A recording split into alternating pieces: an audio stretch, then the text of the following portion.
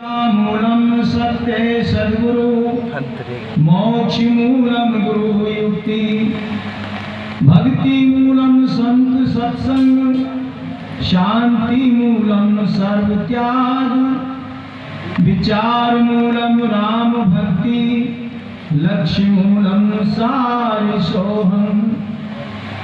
जय भक्ति राम भव है हरण मंगलम दुख विधारणम अखंड ज्योति प्रचंड रूपम परम धाम परमानंदनम अध्यात्म भक्ति राम ब्रह्म स्वतंत्र शांताकारं स्वयं अव्यक्त अचलम विश्वभर विश्वव्यापक निराधरम शून्य रूप परमात्मा शुद्ध सच्चिदानंदनम राम भक्ति ब्रह्म आत्मा सोहं सर्व परमेश्वरम संपूर्ण सद्गुरु सत्य नित्यम मुक्ति मानव है धर्म सो सत्य भक्ति नित्य लखे हंग नाम रामानंदनम वाणी परास है परे तुरीतीक तुरीय सह परे अतीत रूपम ध्यान से है जीव से अति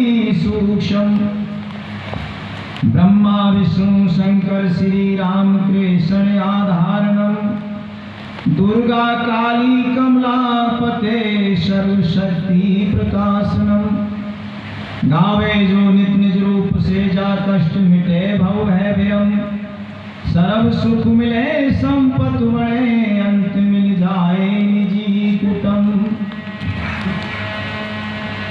तो रात कमाई सोए कर दिवस कमायो खाए हीरा जन्म अनमोल था कौड़ी दिया लुटाए।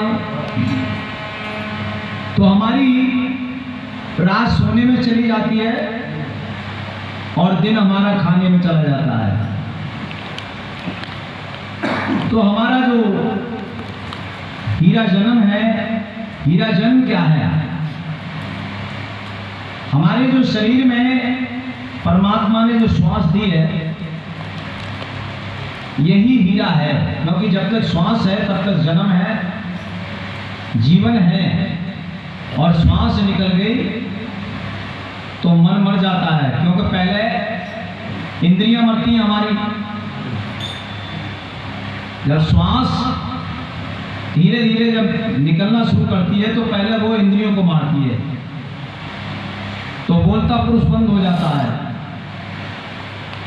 कुछ समय के बाद में इंद्रियों से हट करके जब ये गुणों में पहुंचती है तो फिर मन और बुद्धि को मार देती है। तो कहते हैं भाई अब पहचान खत्म हो गई, पहचानना बंद करना है। तो इंद्रियों में से, क्योंकि इंद्रियों में से निकल करके ये गुणों में तो जाती है तो मन बुद्धि को इनको मारती है। जब मन भी मर जाता है, बुद्धि मर जाती है, तो फिर कहे भाई अब तो ये पहचान भी नहीं रहे। आंखें तो खुल रही है उसकी, बोल नहीं रहा है। लोग आकर के कह रहे हैं भाई हमें पहचान रहे हो, तो देख तो रहा है मगर बता नहीं सकता, क्योंकि बोलता पुरुष पहले बंद हो गया। और सर भी नहीं हिला सकता क्योंकि मन और बुद्धि भी फेल हो गए।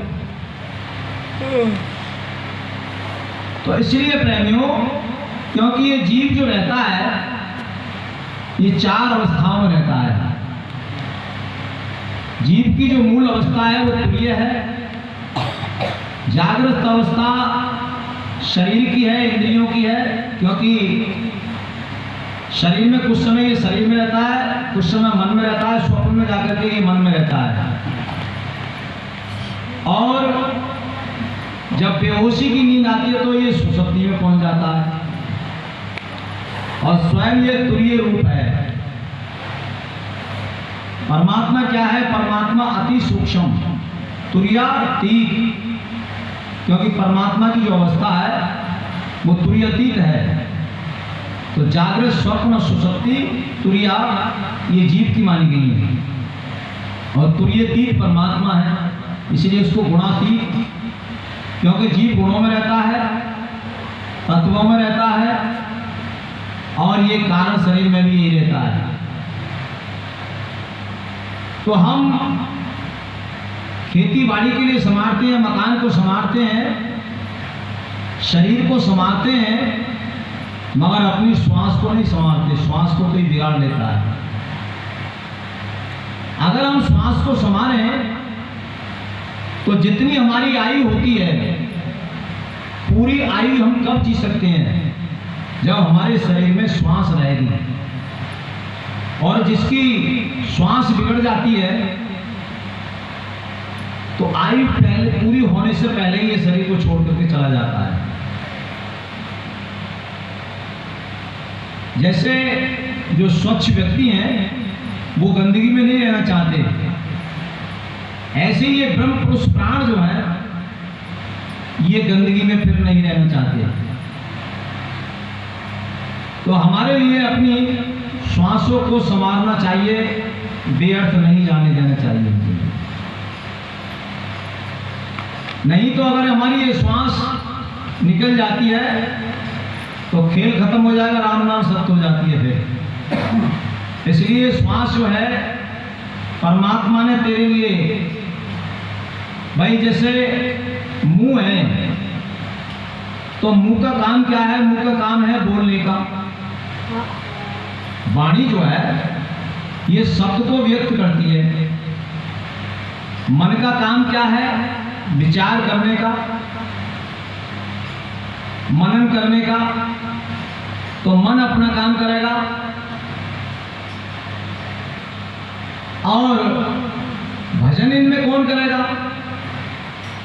इसीलिए भगवान कृष्ण ने आदेश किया अर्जुन के लिए कि तू अंतर आत्माओं से निरंतर मेरा स्मरण कर।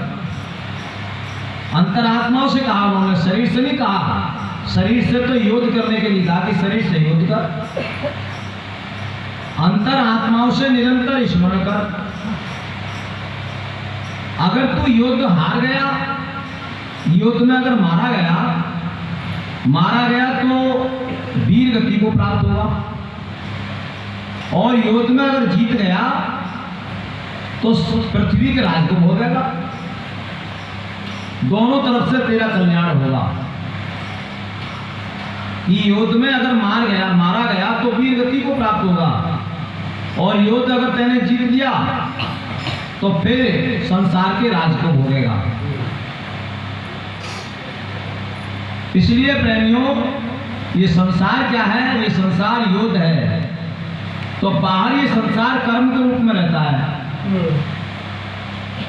और अंदर का जो संसार है वो विचार के रूप में है। आपके अंदर भी संसार है। हम कहें कि संसार बाहर है तो बाहर तो ये कर्म के रूप में है, अंदर में है हमारे मन के अंदर विचारों के रूप में है। और हमारे जो अंतःकरण है, अंतःकरण के अंदर ये वासना के रूप में संसार रहता है।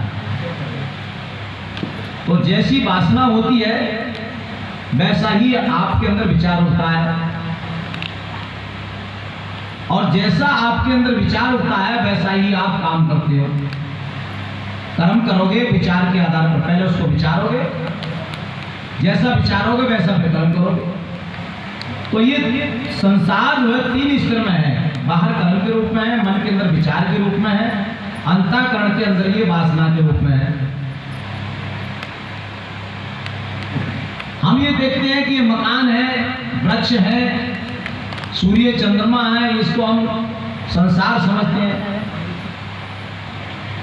तो ये संसार आपका कुछ नहीं बिगाड़ेगा। ये तो जैसे है, जैसे आत्मा का स्वरूप है वैसे ही बाहर का संसार है। विशाल जो संसार है वो हमारे अंदर है। तो प्रेमियों, संत जो है, जैसे कि हमारे माता पिता जन्म देते हैं, तो माता कौन से शरीर को जन्म देती है? स्थूल के लिए। पिता कारण शरीर को जन्म देता है, और जो गुरु है, एक अध्यापक भी गुरु होता है। अध्यापक, वैसे उसके लिए गुरु नहीं कहा गया, उसको अध्यापक कहा गया है। आज तो गुरु की भाषा बन गई है कि हम जहां भी जाते हैं, एक सब्जी बेचने वाला है वो भी कपड़े दे करके गुरु